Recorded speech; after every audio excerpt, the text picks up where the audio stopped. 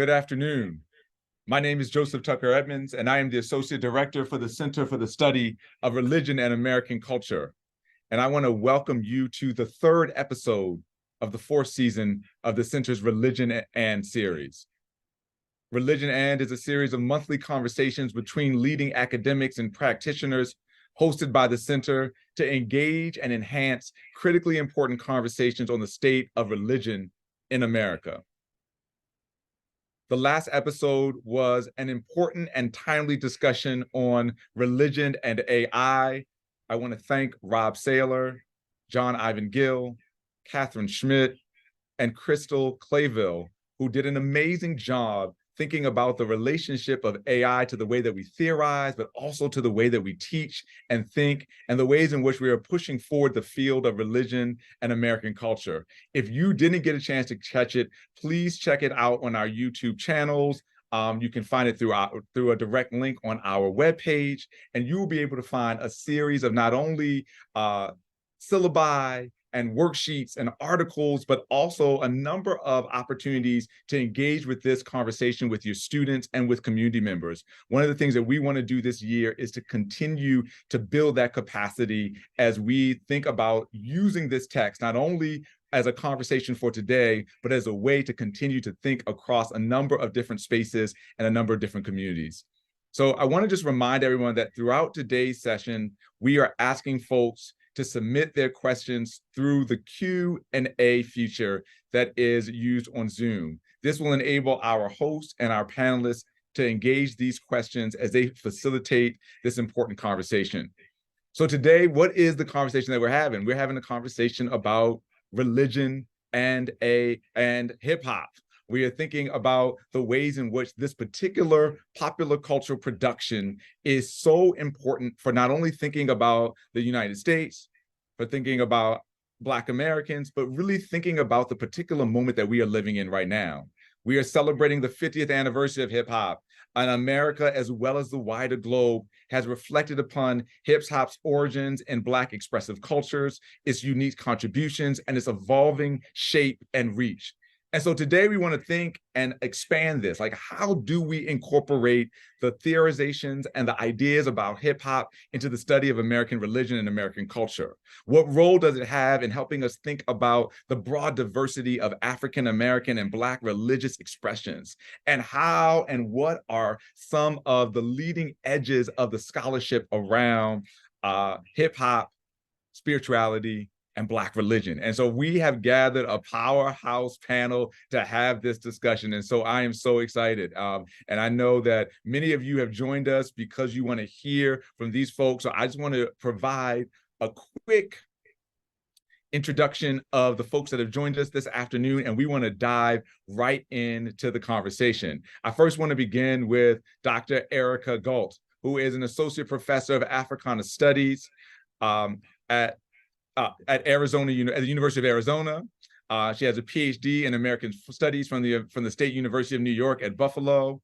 Erica's scholarly work focuses on the intersection of religious history, technology, and urban Black life in post-industrial America. She has written on the topics of hip hop, religion, and digital ethnography. Her award-winning book that I know that we're going to have a chance to talk about tonight is No Matter What They Think About Me, Black Millennials, Hip Hop, and the New Black Church. She's also co-edited a volume entitled You're Gonna Learn Today, The Aesthetics of Christians in Hip Hop. And she has written on a number of other topics. And so I'm so excited for us to talk about not only her work in the academy, but also her work with the National African American Museum of History and Culture. And so we are so excited to welcome to this conversation today, Dr. Erica Galt. In addition to Dr. Galt, we also have Dr. Darius Hills, who is an associate professor of religious studies at Grinnell College. He received his MDiv from Garrett Evangelical Theological Seminary and his MA and PhD in religion from Rice University. He has a broad array of research interests from African American religious thought, liberation theologies, womanist religious thought, Black male studies, and religion and culture. He has written across a number of topics and in a number of important journals. His forthcoming book is tentatively titled Religion, Race, and Manhood, Black Religious Thought and Black Male Identity. And so we are so excited to have him, one of our young scholars in American religion, to join us today for this conversation. So please, everyone, join me in welcoming Dr. Darius Hills. And then finally, we gotta leave our main man for the anchor leg, Dr. Andre Johnson, who's a professor of rhetoric and media studies in the Department of Communication and Film at the University of Memphis. He leads an important PhD program down there. He is doing amazing work in terms of digital humanities and Black digital research. He is a National Research Fellow for the Center for the Study of Religion and American Culture that we all are a part of here, and a visiting scholar at Memphis Theological Seminary. He has grounded his research not only in what I would talk about the intersection of rhetoric, race, and religion, but also in looking at particularly popular culture and the way that it connects with particular historic figures. We don't have time to read all the texts that he has written and published, even the ones he's done probably in the last year or so, right? He is a prolific writer, and I think his last, I don't know if it just came out or it's forthcoming, the speeches of Bishop Henry McNeil Turner, The Press, the Platform, and the Pulpit, is one that came out this year or is about to come out, but he's written across a number of these topics. And so we are so excited to have Erica, Andre, and Darius today to have this very important discussion on the intersection of religion, spirituality, and hip hop. So I wanted to start off with a big question, y'all. We're in the midst of the 50th anniversary of hip hop. There's been a lot of hoopla that has been going around this country in a lot of different circles, and amongst a number of different outlets, right? Popular, academic, and even broader. And so I wanted to kind of talk about the first of all, what does it mean to think about the history of hip hop within this 50-year frame, right? Is 50-year an adequate frame to talk about hip hop? And if not, how else would you frame it? And then additionally, I wanted to think about, is the term hip hop an adequate term to think about the expressive Black culture and the music that we are celebrating and talking about this afternoon? So I'm gonna start with, let's open up with Erica. Do you mind, Dr. Gold? Sure, thank you. Good afternoon.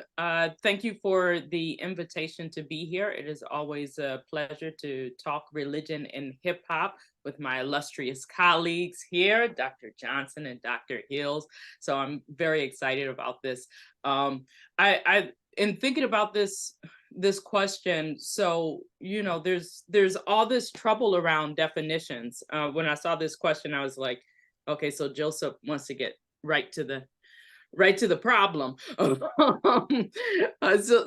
this is interesting to think about definitions in this year of 50th, and then how do we define or redefine it in light of the time that we're living in.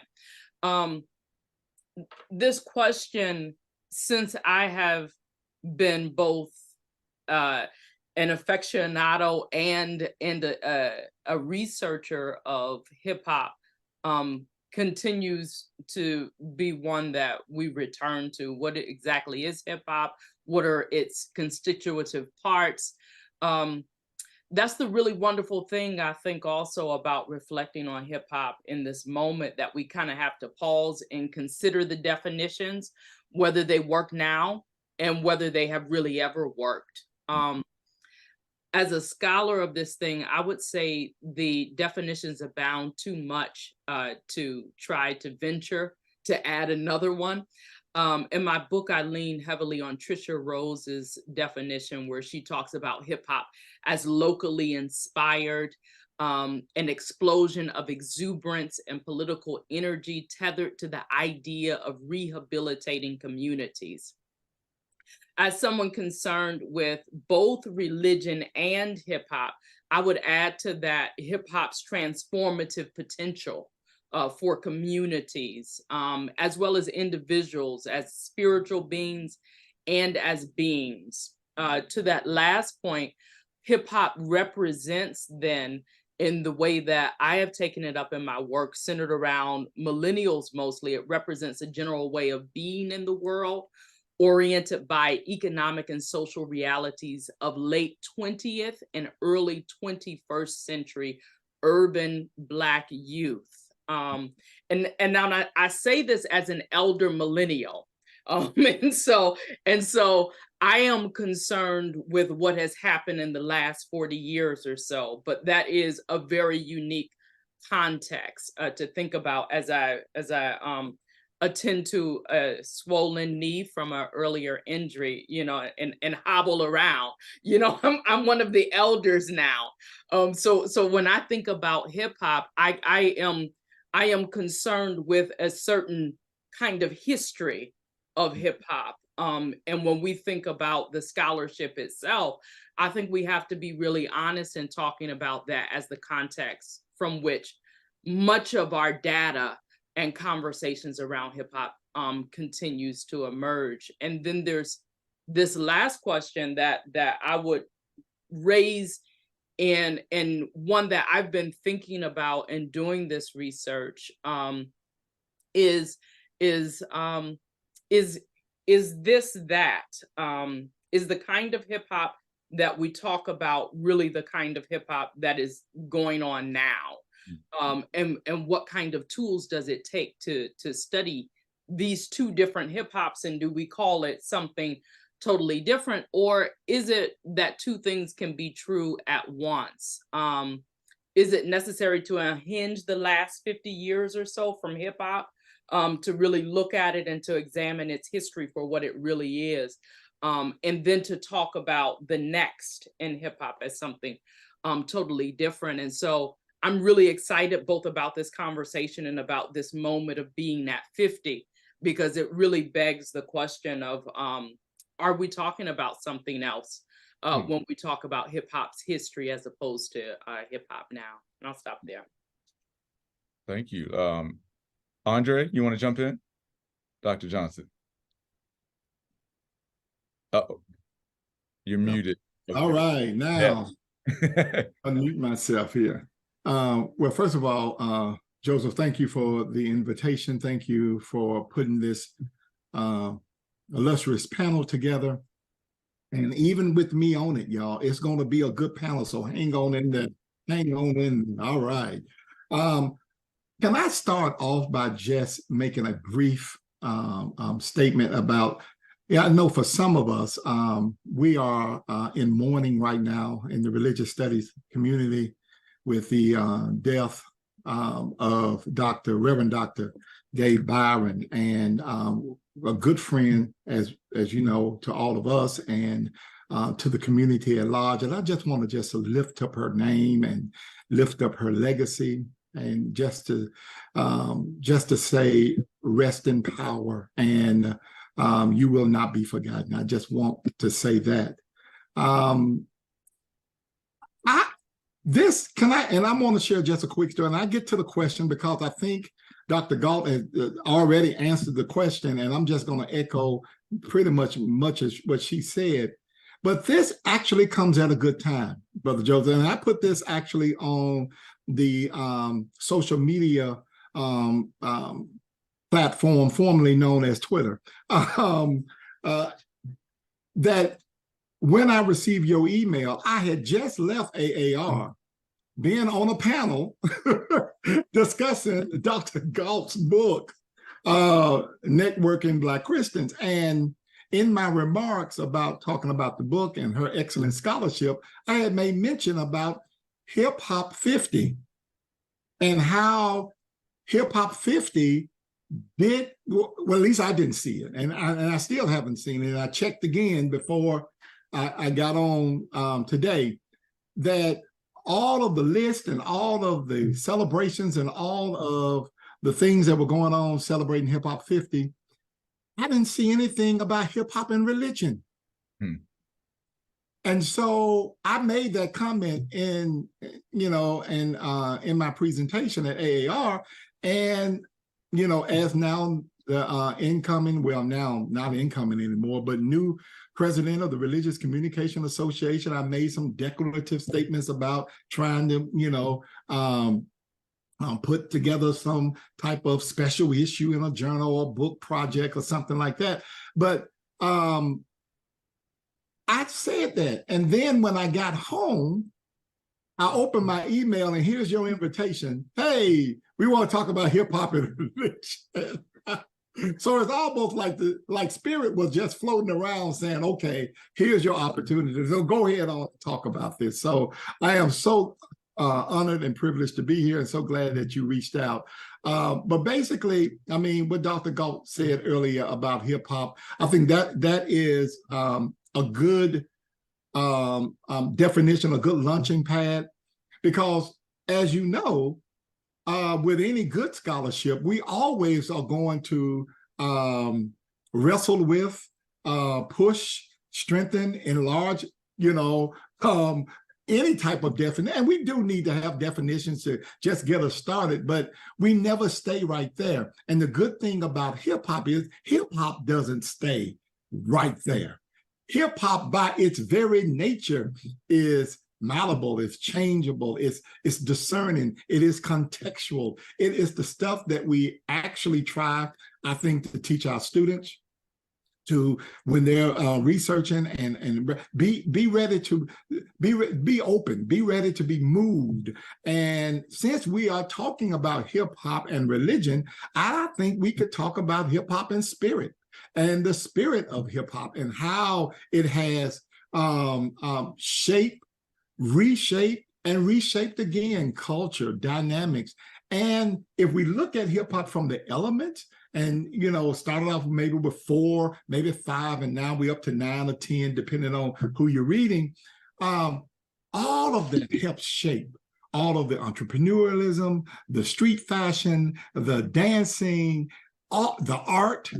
All of that now is part and parcel of American culture, as it were. Matter of fact, it is so ubiquitous that a lot of folk from like around the world will probably not look at that mainly as hip hop culture, but as American culture, because hip hop is profoundly an American ideal. So I will just echo that definitions and the positions that Dr. Galt said. And I just, again, want us to understand that hip hop never stays right where we want hip hop. And that's always have been problematic, though. And so we need to, I think we understand that, but we need to, as scholars, and I think Dr. Galt begins to do that in her wonderful work, is to discern, discern, religion, right? Discern new ways of understanding and teaching and writing about this phenomena. Mm-hmm. Yeah. Darius, you want to jump in and add to that? Yes, absolutely. First and foremost, thank you very much for the invitation. I'm happy to be a part of the conversation. When I was thinking about the question initially, when I saw it, I was really thinking about the passage of time. So just to echo what Dr. Johnson was just kind of discussing, I think it may be useful to think about the ways in which hip-hop culture and the artists who represent hip-hop culture, I think it may be useful to talk about whether or not it's possible for them to hold in tension the idea of hip-hop, the concept of hip-hop, with the notion of growth and evolution. So again, going to the changeability, the malleability that was just discussed, I'm wondering if it's possible moving into the future for hip hop artists to do that. And this is, of course, going to be it's going to be necessary for any kind of cultural production, hip hop or anything else. On one level, I think hip hop's history and scope, we have to obviously tie that to the original pillars. By this, I mean the b-boy and b-girl dancers, the breakdancing, the MC, the DJ, graffiti art. That's obviously part of its core identity. And it's safe to say that there have been ebbs and flows to that part of its identity, but these are still nonetheless a constitutive part of what hip hop is about. As hip hop has grown and evolved, I also think it's necessary, and it's the case, that those who found value and meaning and life in the art form itself have obviously taken it to new levels, taken it to new new kinds of expressions. One example of this that comes to mind is the advent of technological advance, mixing capabilities that create new sonic possibilities and capabilities for the sound and expression of hip hop and for its dissemination. This has allowed the art form to grow and has allowed more people globally to embrace it. And I think moving forward, this is something that artists can be excited about. And I think we should all be excited about that kind of growth and change. So my emphasis in thinking tends not to be so much on the broadness of the term or whether or not it's an apt term in terms of relation to hip hop, but more, can artists who are a part of the hip hop community continue to embrace notions of change and evolution as they continue to move the art form forward, so it can remain a prominent, I guess, cultural fixture in our kind of American landscape. No, I mean, I love this. I mean, I love this idea, and I want folks to jump back in if you want to add to that. I saw, Andre, you might have had something that you wanted to add really quickly, but I want to keep pushing that, because I wanted us to think about how, when we're thinking about hip hop, though, and we, in its kind of global kind of framing in this current moment, that we lose some of the kind of the historicity of it. Like, and I love the fact that, Darius, you were kind of pushing back at that. Like, how do we understand, hip hop as a particular kind of Black cultural production, right, with a particular kind of origin story amongst a particular group of people? And Dr. Galt, you were talking about this a little bit as you kind of were restating and reframing Dr. Rose's definition of hip hop. But how do we talk about that, and where do we begin to see the relationship between hip hop or Black culture and spirituality, right? So, I mean, I want to move right into that, right? That as we talk about framing the term and framing this broader idea, how can we talk about Blackness and spirituality as it relates to hip hop? I'm gonna start with you, Dr. Johnson, and then we're gonna move to Dr. Galt, and then we'll end up again with Darius. Does that sound good?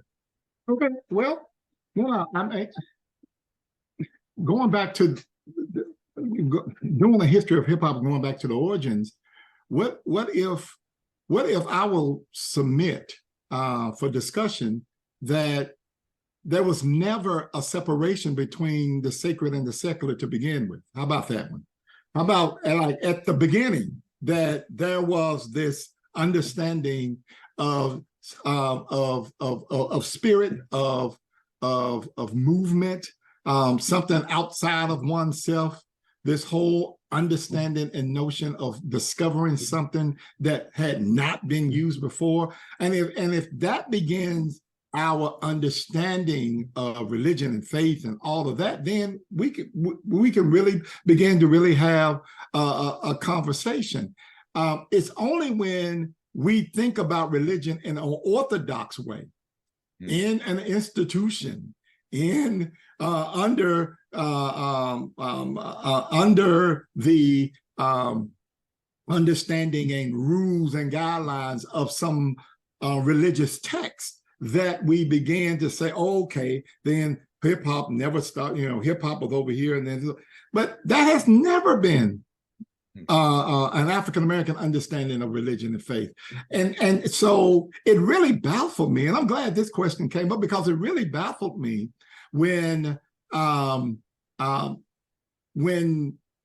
for scholars of religion, we had a blueprint. We actually had a map to really begin to understand the spirituality of hip hop, and it was James Cone's Spirituals and the Blues. Mm-hmm. So if we just took blues, if we looked at the blues like Cone looked at it, if we looked at hip hop like Cone looked at the blues, then we could have begun to understand. So even in my scholarship on Cone, when I talked about his first book, Black Theology and Black Power, in the conclusion, I made a passing And that led me to, do my collected volume, in which Dr. Galt was part of as well too, back in 2013.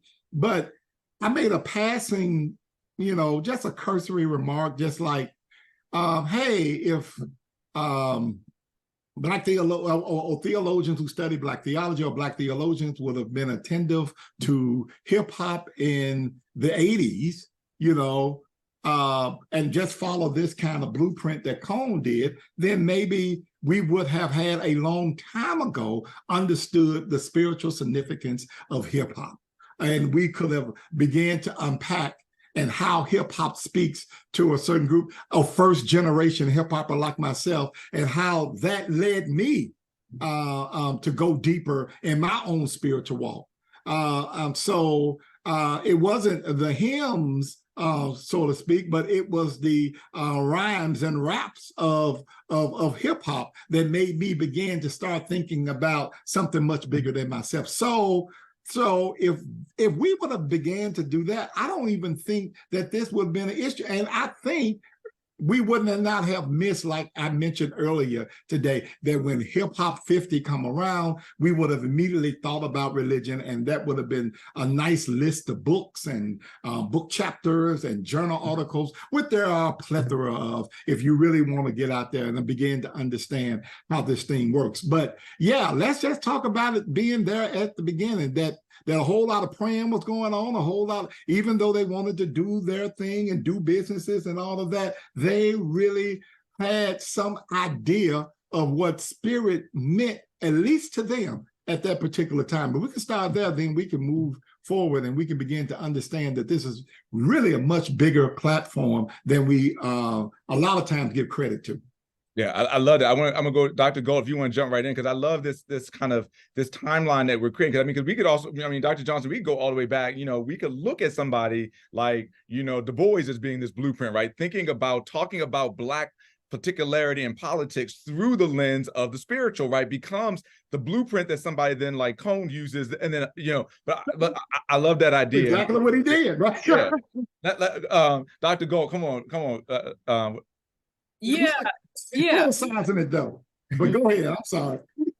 Yeah, just to echo that, I'm thinking of Sylvia Robinson saying the first time she hears this music, it's as if the Holy Ghost, this spirit falls on her.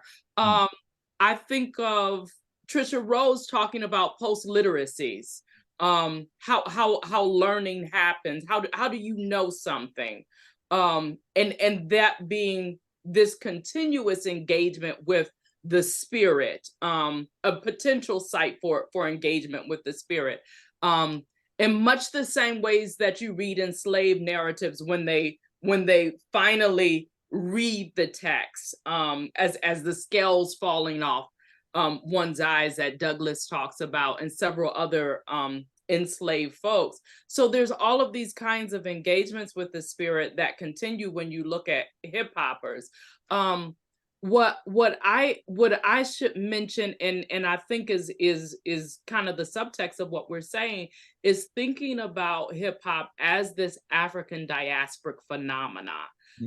That it emerges out of pre-existing practices. And because of that, we have to keep in mind that these are practices that formed in the Americas in the context of empire, that we are living in a capitalist society as we continue to develop something called hip hop. And because of that, we continue to return to these binaries that were not there from the beginning for hip hop. We keep coming back to sacred and secular. And these are the folks that do the secular stuff. And these are the holy folks over here. And we go to Black churches for the sacred, and we go to hip hop in the streets for the secular. And those binaries continue to influence how we talk about hip hop, its long history, and why we don't necessarily place it in the context of our kind of spiritual traditions, even though it has always been there, and arguably so continues to remain there for many folks who find it as this kind of spiritual site. Yeah. Dr. Hill, did you want to add anything to that? Yeah, I think hip hop definitely dismantles and really plays around with a lot of the ways that we, in a conventional fashion, think about notions of the sacred. So I think this question is very important in that regard, because on one hand, I think it gives a nod to the historical precedents that often ties the arts and artistic expression to Black religious thinking and Black religious experience. As a function of the sacred, I think it might be useful to consider precisely what it is about hip hop music that speaks to human ultimate concern, right?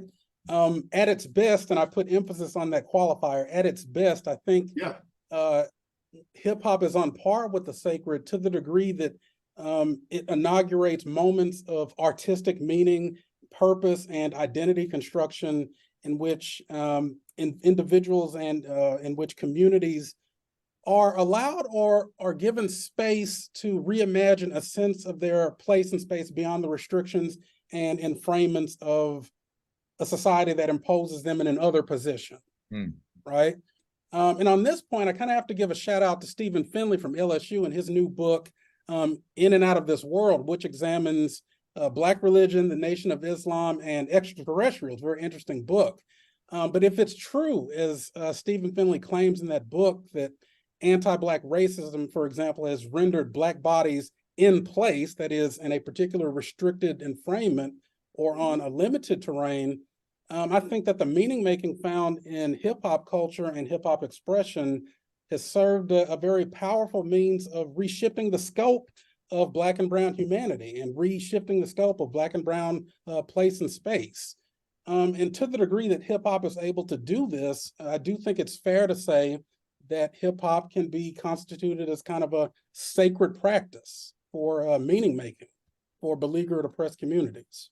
Yeah, I mean, a sacred practice in the entanglements of empire, right? Like, you know, that we're talking about, right? And like, and this is across that long durée, right? Because I think, like what Dr. Johnson, you're kind of also arguing is that while we kind of have a particular terrain to examine when we're talking about these last 50 years, right, we could also be talking about the last 500 years, right, within the making of empire and Black entanglements and the afterlives of enslavement and the ways in which those kinds of concerns, those ultimate concerns, were played out across those spaces, right? Like as you said, Dr. Gold, right, within and across the diaspora.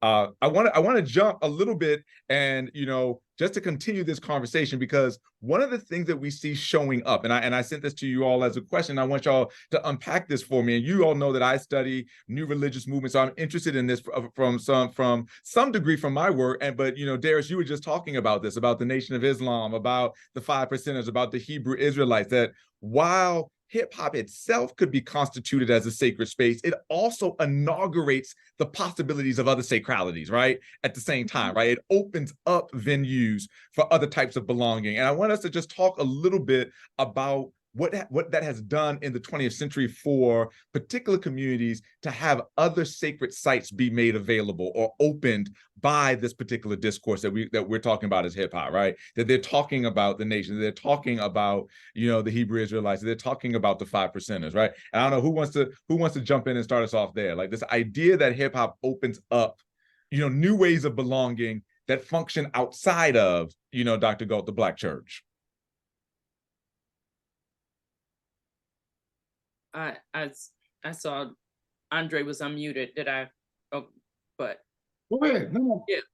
I will go back to something that you said, Darius, regarding technology as well. In thinking about hip hop as a technology, and to think about it as a spiritual technology.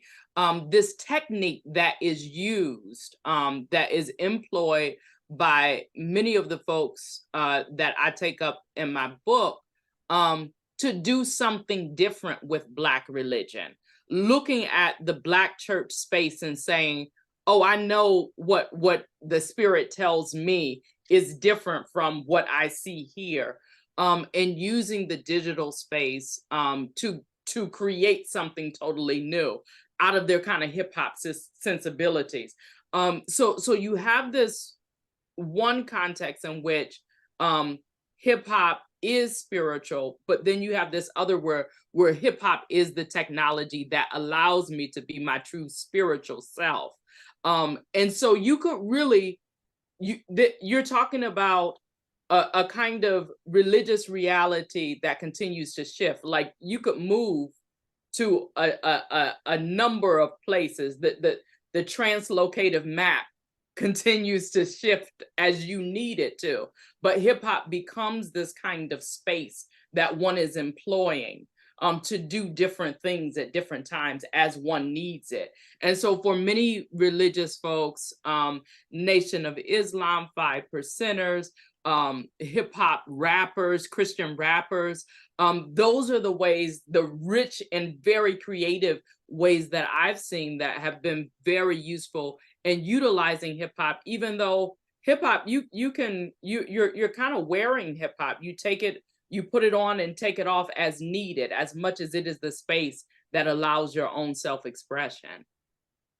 Yeah, I love this idea of like a particular kind of practice, right? Like a technique or a practice of religiosity that like plays out, and that we don't often think of the cipher or the MC as kind of the spiritual leader. But I think that in some ways, like having access to that type of genius places them exactly as such, right? You know, like we've got to elevate that to a certain degree.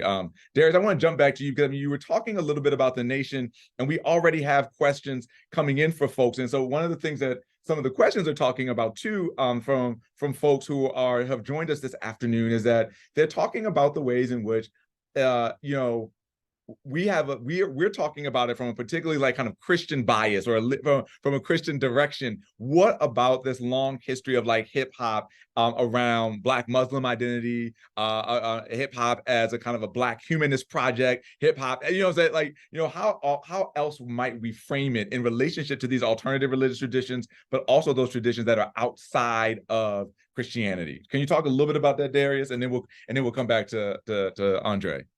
Yeah, sure. It's a very interesting question, a very fascinating question.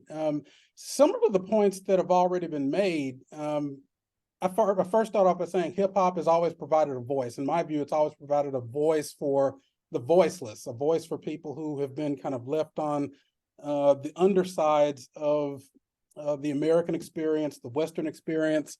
So it's been a space for a kind of an insurgent voice for a lot of disregarded and dismissed communities. As it relates to these alternative sacred imaginaries or religious experiences outside of the context of the church, I think Judith Weisenfeld's book, New World A Coming, and her description of these communities like Nation of Islam, Hebrew Israelites, religio-racial communities, like Black religio-racial communities that really kind of had a strong heyday in early 20th century American society in the North, particularly the East Coast, New York. I think as I look at hip hop's relationship to these religio-racial communities, it makes me think about the ways in which hip hop has provided a new lexicon and a new meaning for Black self-knowledge in a way that disallows the influence, or the destructive influence rather, of racialized overdetermination related to Black identity, place, space, and meaning.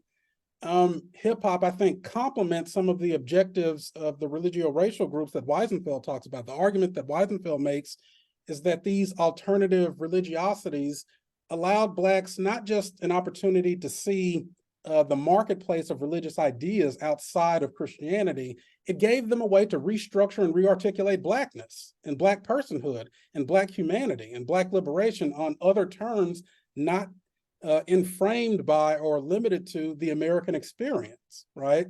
So I think hip hop complements the objectives of religio-racial groups and their sacred imaginaries, because both articulate an alternative scope for Black humanity, Black and brown meaning making. And I think in doing so, it resists these racist frameworks that have been central to, again, Black people's experiences. Take the Nation of Islam, for example. When they talk about self-knowledge, rejecting the idea of being a Negro, that's what the so-called Negro is part of their rhetoric. I think that they're kind of calling upon that history of religio-racial resistance to American racism and American overdeterminations of their selfhood. So I think with hip hop's kind of anti-establishment, anti-rules, anti-conventionality, I think that it too mirrors some of that same spirit of resistance that we see in the religio-racial communities that, again, stand outside of Afro-Protestantism that, Black religious persons have kind of discerned and found their way into. All right, Dr. Johnson, I want you to jump in. And as you're jumping in, I want to open up for folks.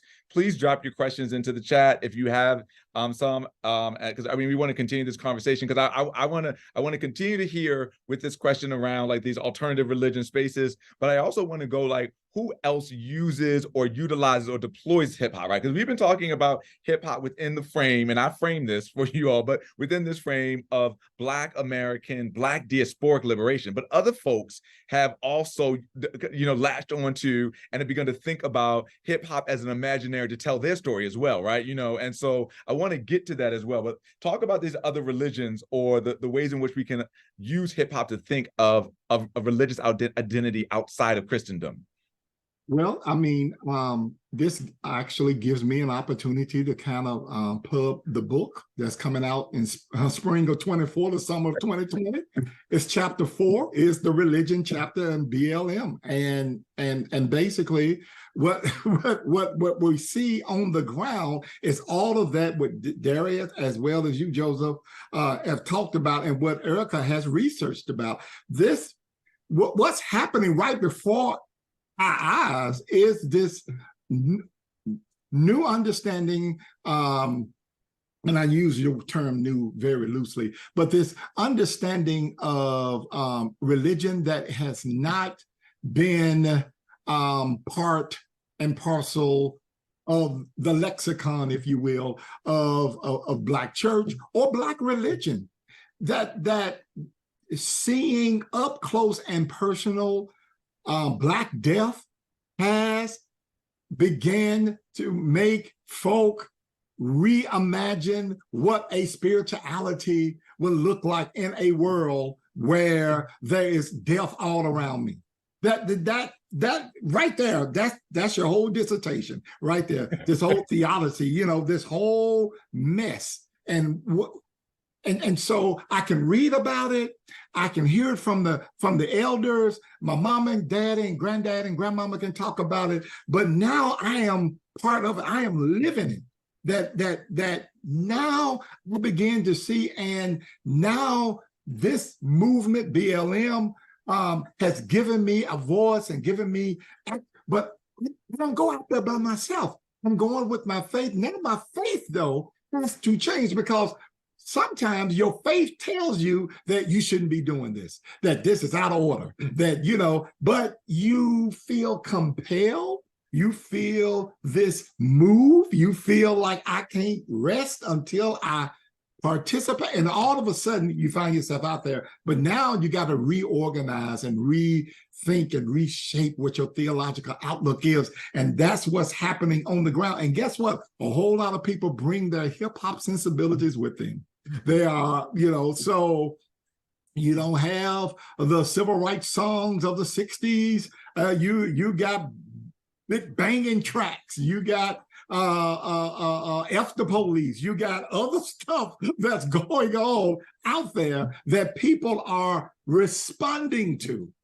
And so if that then begins, then you can have a conversation. If that is your beginning point, you can begin then to have a conversation about, okay, how the Spirit, and that's what we kind of do in chapter 4. We talk about it within a social movement context, but what bubbles up is this whole understanding of hip hop and of performance, spoken word, and we already know some of this instinctively, because performance has always been looked at as a spiritual, something that goes deeper than deep. It's just when we throw in hip hop and all the other stuff that we think hip hop is all about and stuff, it's hard for us to kind of, untangle that, but it's right there. And guess what? there's a lot of folk out there, not only with different religions, but also with no religion, with no faith, and still feel a need or feel a call or something is leading them out there. So that's what's happening on the ground now. And it is actually beginning to help pastors like myself and others reimagine what faith looks like on a broader scale. And I will argue that's a good thing.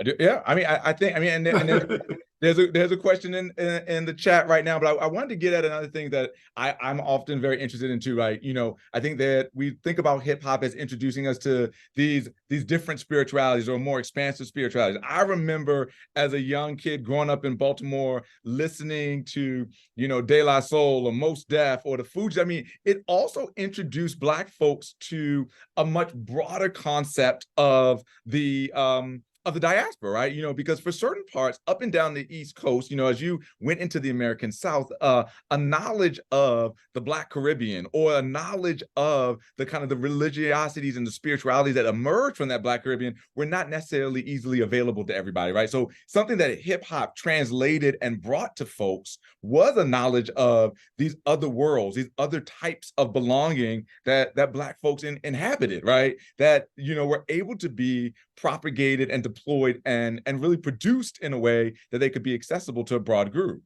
No. Erica? Yeah, you know, it's as you say that, it's always interesting to me because we do have these moments where we do have to be reintroduced to new religious traditions that aren't new.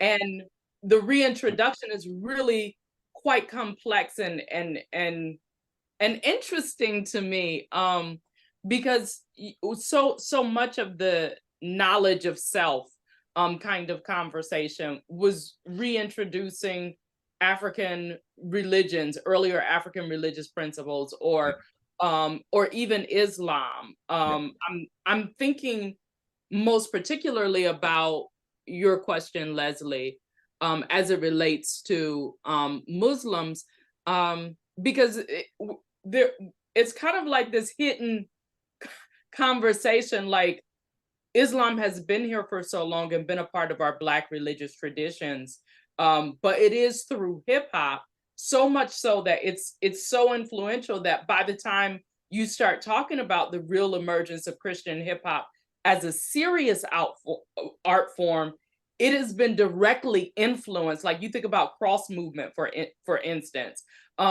they've been directly influenced by Muslim 5%er rap that's coming out of those places like Philadelphia, in New York City at about that same time. So it's really interesting the way we keep having these kinds of reintroductions, and hip hop allows for that to happen, even though this has been going on for quite some time. I love that. I love that idea of the reintroduction. I mean, I even think like when you're thinking about somebody like, you know, Beyonce and, you know, this kind of this introduction to, you know, African spirituality, you know, like, I mean, this is another reintroduction. It's happened at different moments, you know, Black Americans and Muslim identity has happened throughout our time here, you know, in the United States over and over again. And I think that's really important to understand that, like, it's something about, though, I think hip hop's ability to tell and narrate a story that allows it to have that kind of impact or resonance, if you will, amongst this population. Andre, yes, and I want to get to. I was just going to interject real quick when you was talking, but you kind of hooked it at the end. Yeah. Hip hop becomes the vehicle in which the reintroduction is happening. Right. So that's all I was going to say. Yeah, hip hop becomes the vehicle for that. So the whole education piece of hip hop and how people learn of new stuff. I can remember that I learned about the word and some of the stuff that was going on as a kid about apartheid through hip hop. Mm-hmm. Through hip hop. And then I began to start doing, you know, research and start listening and all that. And I can remember that. So hip hop has been very influential in helping. So even our students, when they come, and even us who grew up in a hip hop We still, you know, I love how we're talking about, you know, those young folks. No, I'm hip hop. Look, you know, I'm the hip hop. Hip hop one, and the whole notion of grit and grind and being on and standing on business and doing your work, getting serious about it. That all comes out of a hip hop ethic to me. That was all about, you know, locking yourself up in the basement or in the garage or in the room, put the milk crates up or and bang out a hit. I mean, you know, when I do my work now I'm like, I'm on the grind, you know, and I'm doing this. And this is what I'm learning about a work ethic. I'm learning about collaboration. I'm learning about sharing. I'm learning about community and all of those wonderful things. And so it's no strange, it's no, you know, it's not shocking to me that when students come and want to study these type of artifacts or study what it is that makes them tick and makes them grow and stuff, and then you can actually show them how they can do that within a hip-hop framework. Hip-hop studies is a real thing within a hip-hop framework. Oh man, it's powerful. And then if you want to add the religion piece to it, oh my God, you got it. So I mean, that's what I think, this is what hip-hop does. Hip-hop brings everybody to the table. Hip-hop brings everybody to the table. And it always, now we come sometimes kicking and screaming, cussing and fussing, but we come. and so I like what Dr. Hill said, at its best, it is bringing folk together to do a wonderful work. I mean, this is where I want to do a quick move here, because you know, there have been a couple questions about cultural appropriation, right? I want to think about other audiences that use hip hop, right? You know, our white brothers and sisters, you know, folks out there, like, you know, how do we think about hip hop and the way in which it has become, like you said at the very beginning, Dr. Johnson, like, this is an American phenomenon. This is an American story that we're telling, right? And this is a long written one. And so what does it mean to see hip hop now become, you know, this kind of story that's so easily kind of consumed and used by groups that may not meet the definitional characteristics or qualities that Dr. Galt or Dr. Hills, you were arguing about being on the underside of modernity. Now, I mean, I think Eminem might see himself as the underside of modernity, but we can unpack it. But I mean, what do we do with this term cultural appropriation that gets bandied around when we're talking about hip hop and Black culture and its particular the quality of a global phenomenon like this? That's a multi-hundred-billion-dollar industry at this point. You know what I mean? Who wants to jump in here? Darius, I mean, like, what do we do with this cultural appropriation? I have mixed feelings about the appropriation piece. I will say this, what I am excited about is the global reach of an art form that, as I continue to say, has proven to be a voice for people who consider themselves to be the perpetual outsiders. Mm-hmm. That's the one thing I am excited about as it relates to the kind of spread of hip hop into other places. I hope I'm pronouncing her name correctly, because it just occurred to me off the cuff. Suad Kabir, Muslim Cool. Yeah, Suad Kabir, yes. Muslim Cool. Muslim Cool. Mm-hmm. Yeah, I taught that book in my religion and hip hop class for the first time last semester, and the students really took to it because it showed them how Muslims in America have found a way, or found an inroad rather, to the experiences of African Americans in terms of being oppressed and marginalized on the basis of racial, religious, and ethnic bigotries, right? And it shows how, and I think Kabir does a good job of kind of looking at how Muslims have looked to hip hop as a way to help them create and craft a unique Muslim American identity, right? Something that's unique to them, and have found areas of connection, again, to persons who don't necessarily have the same sets of experiences as them culturally or religiously. So yeah, I am happy about that aspect of the spread of hip hop. Whether or not it's being appropriated, that's kind of undetermined for me. I think more has to be known about the practitioners, the people who are involved in the art form who aren't necessarily a part of the particular culture that gave rise to hip hop. I'd have to know more about it in that sense, on a case-by-case basis. So I have mixed feelings. I'm kind of uncertain about the cultural appropriation aspect. Yeah, I would really join Dr. Hills with that. There is something that remains very local about global hip hop, and that's the piece that I love. Mm-hmm. I love to see, because it really goes back to the origins of narrating one's own context. That's really important, and what hip hop has always offered. And I think there is that connection to the diaspora that gets to be told once again, to the African diaspora. And as much as it does that, what becomes the hesitancy around wholesale excitement around what hip hop has become and it being global in the way that it is the ways in which it becomes disconnected from Africa and from the African diaspora.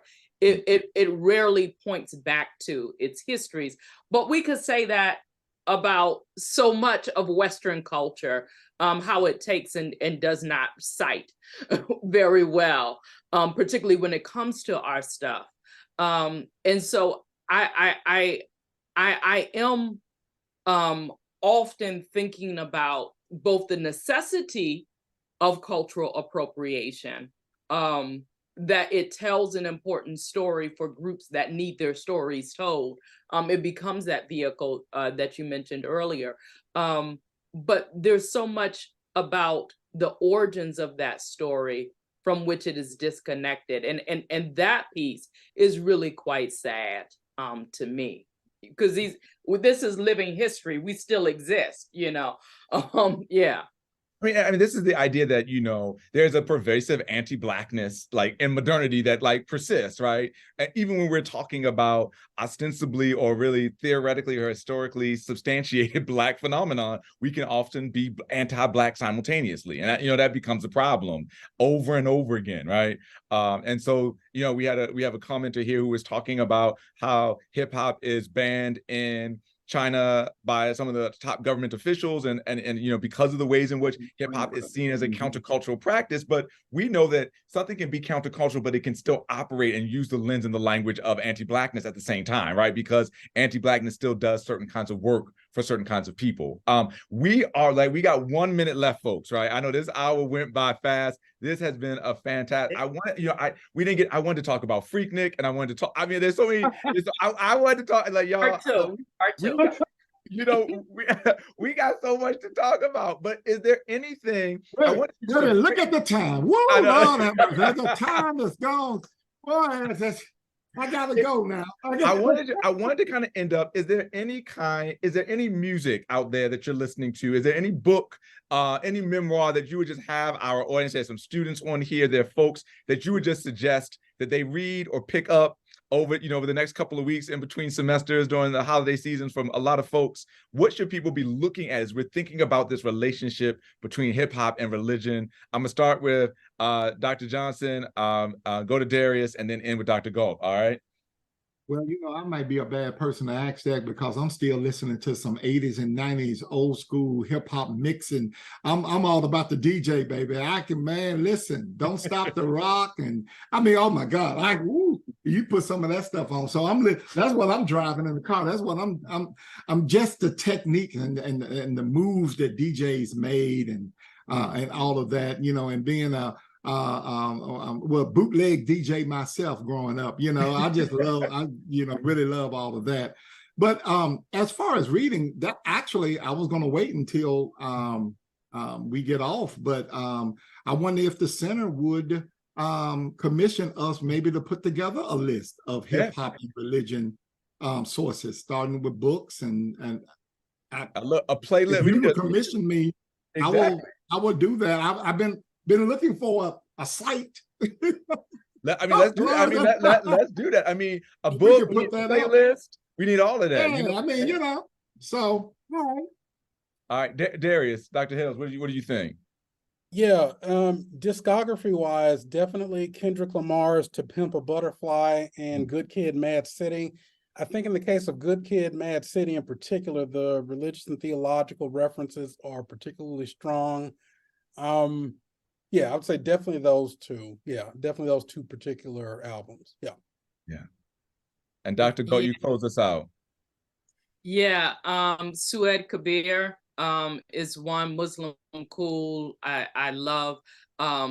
It just if we stay in Islam, of course the classics.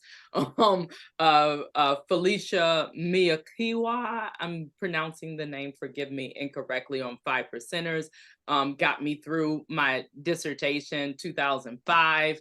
And then more recently, there's a book by an author out of DC called Networking the Black Church. I would encourage you to pick that up. Exactly. On digital Black Christians in hip hop. And then, of course, the third edition of That's the Joint has Daniel White Hodge in there. And a few other religion pieces that I think are really great to see included in that volume. And I think Anthony Penn has a new work coming out too. So I mean, you know, we got people doing it all over the map. I want to thank folks for today for joining us. I want to thank Dr. Andre Johnson. I want to thank Dr. Darius Hills and Dr. Erica Galt. Yes, please check out her book, which I think I wanted to make sure that we got the correct name of that, and it is Networking the Black Church. Working the Black Church, digital Black Christians and hip hop. Please check that out. And then next summer we're gonna have the Summer 20 with Dr. Andre Johnson. But thank you everyone for joining us this afternoon. There'll be a link provided in the chat for you to complete a short survey. There also will be emailed to you. You can find the versions of this conversation will be on YouTube and the center's website in the next couple of days. Please stay tuned for our next episode, the third Thursday in January, which is going to be on religion and secularism and the kind of state of the field. I really had an amazing time talking to all of you this afternoon, and I can't wait for this conversation to continue in many other venues. Have a great afternoon and talk to everybody soon.